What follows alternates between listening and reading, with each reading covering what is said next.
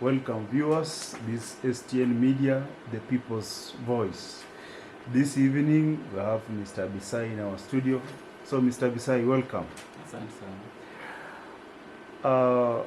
Deputy presidents of this country have always been associated with not ascending to the ultimate or the topmost seat, that is the presidency. How is William Ruto different from the likes of Kalonzo, Mudavadi, Saitoti, Jaramogi? How is he different? It is not always the case that a previous incident that had that kind of result will make the other follow subsequent incidences be of a similar nature. So whereas there have been misfortunes befalling the previous vice presidents, and most of them were unable to ascend to power, it seems very clear this time that His Excellency Deputy William Samoei Ruto is making great waves and is more likely to win the forthcoming election. Our deputy president is on record saying that there's no deep state. The only deep state that exists in this country is God and the people.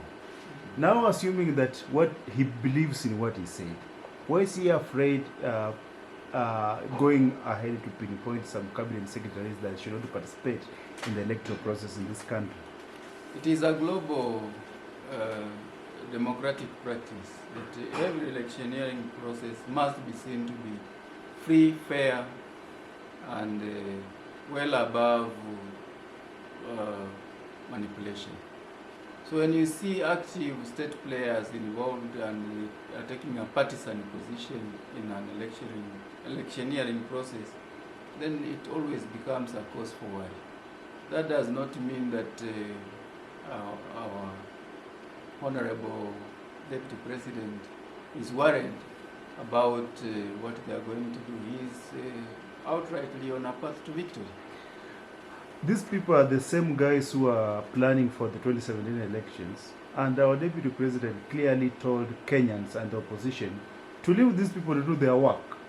Why can't he give them time now to do their work? Because they are doing the same thing they were doing in 2017.